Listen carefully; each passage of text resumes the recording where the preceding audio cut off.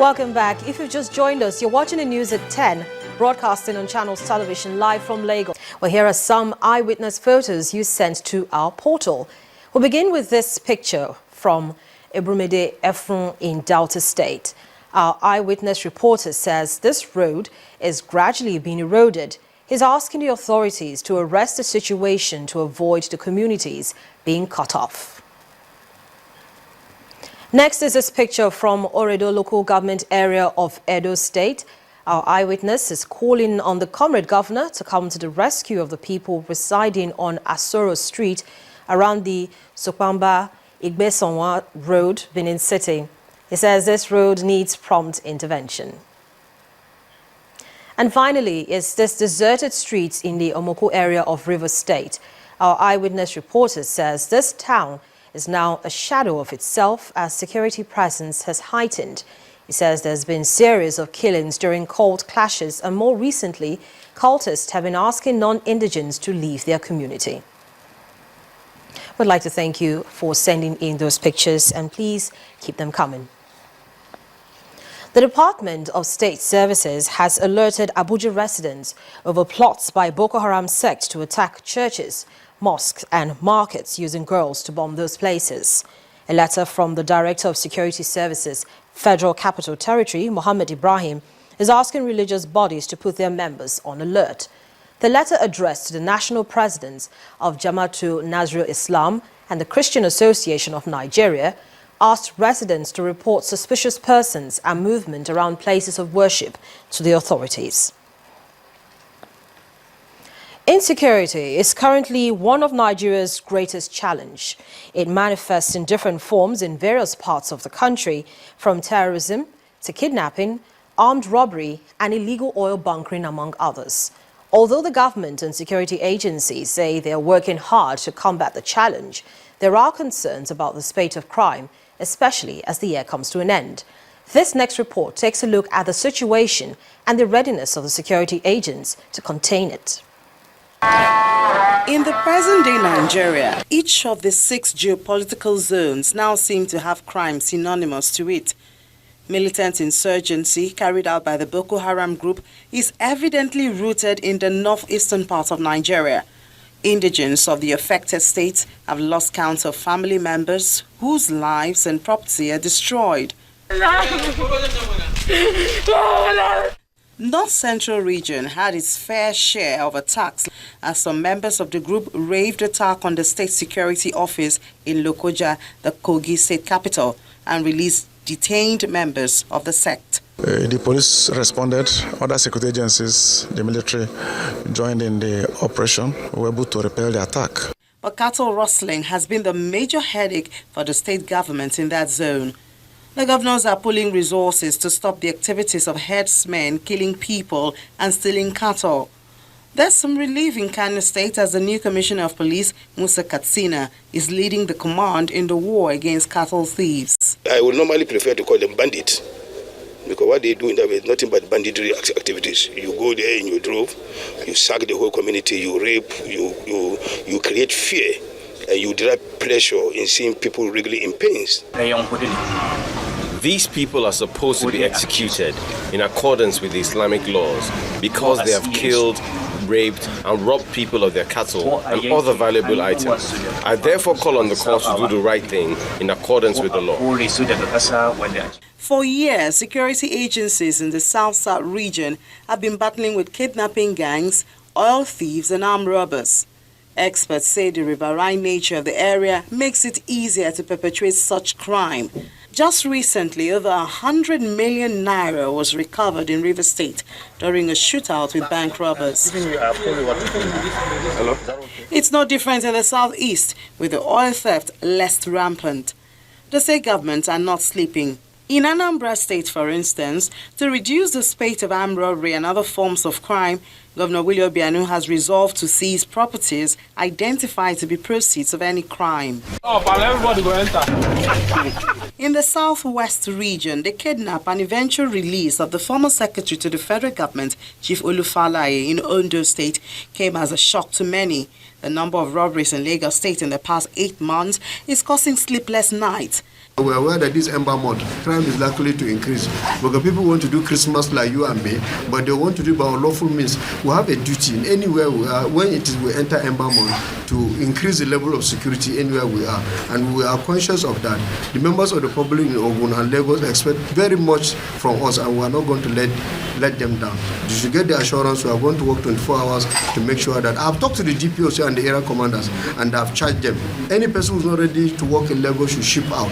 That any serious crime committed anywhere in Lagos and Ogun State, the area commander will be queried and will inform the IG, and I'm sure this place is not for him. Well, as the countdown begins to the end of another year, security experts are calling on those with a primary responsibility to protect lives and property to harmonize their operations for safer environment across the country.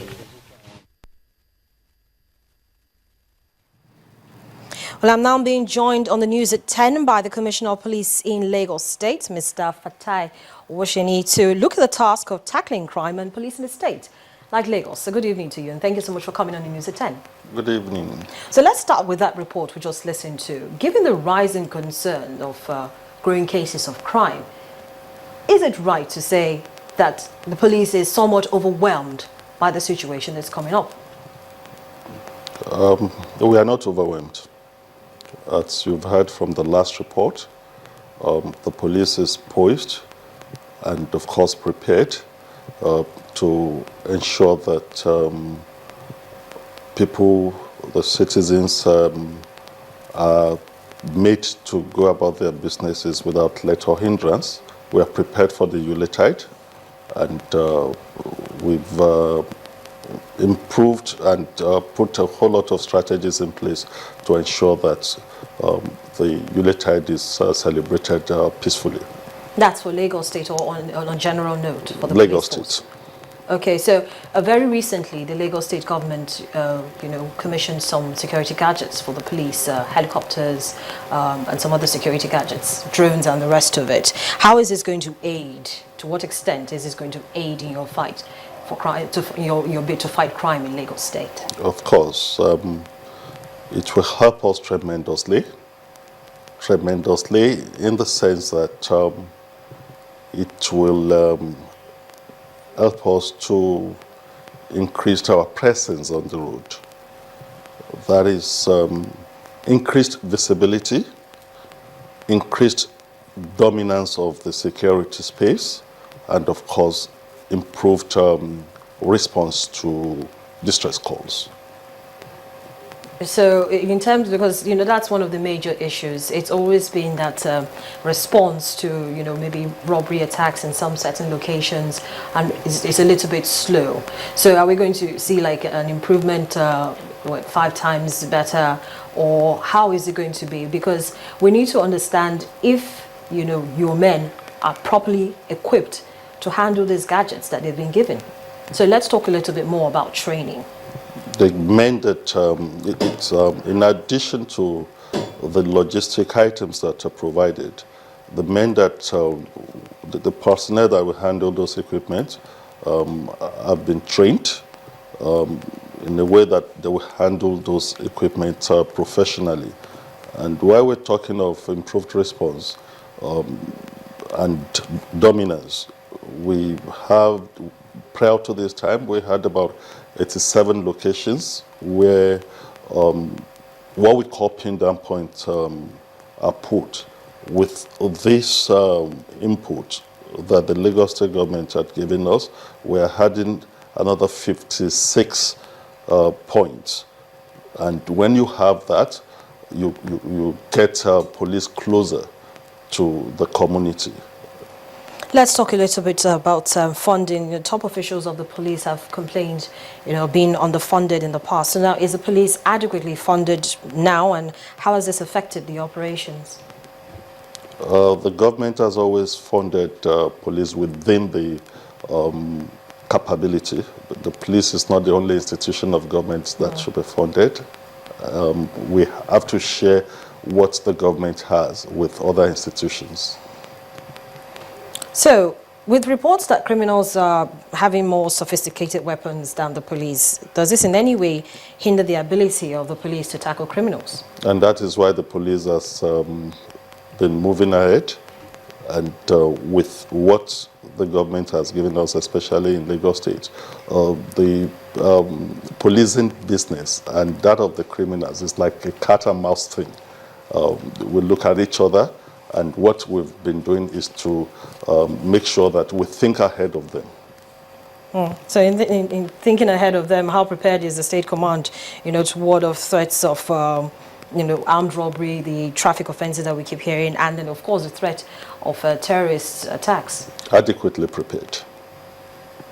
Well, thank you so much, Mr. Wosheni, for coming on the news at 10. Commissioner of Police in Lagos State, Mr. Fatai Wosheni. Thank you. The Anambra State Governor, Willie Obiano, has assured members of the All Progressives Grand Alliance, APGA, that he will continue with programs and policies that will engender rapid growth and development in the state. The governor gave the assurance while addressing party members in 7 local government areas of the state during his thank you tour.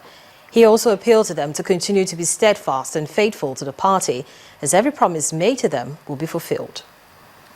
It was an exciting welcome for the governor at Akwa North as party faithful in their numbers thronged round the governor singing, dancing and beating drums, while the governor reciprocated with beautiful dance steps. In the governor's entourage was the full complement of the party's leadership, both at the national and state level, and members of the local government did not disappoint either, as men, women and youth were in full attendance.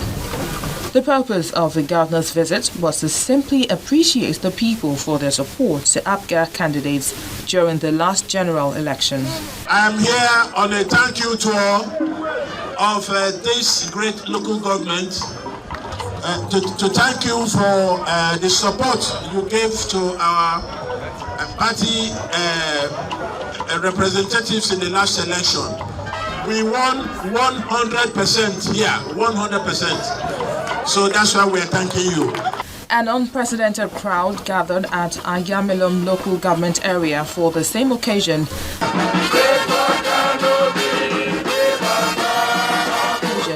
And the party's anthem lifted the spirit of the people.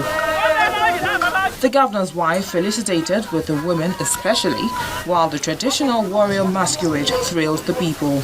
What the governor is doing is appreciating the party, repositioning the party, encouraging party supporters to support the party more. In Oka South and Dunukofia local government areas, the governor told them that APGA has sustained a government of service delivery and development, and since he took over the leadership of the state, there has been continuous work to ensure the state's all-round development. Idemili North was the next port of call, and the people's excitement grew as everyone trooped out to welcome and appreciate the governor. Politicians will not come back to say thank you whenever such assistance are rendered, but you can see he's the man of his word, and we're happy he has done that. The tour was concluded with a visit to Onitsha South and Ekwisigo local government areas, where Governor Obiano danced to the admiration of all.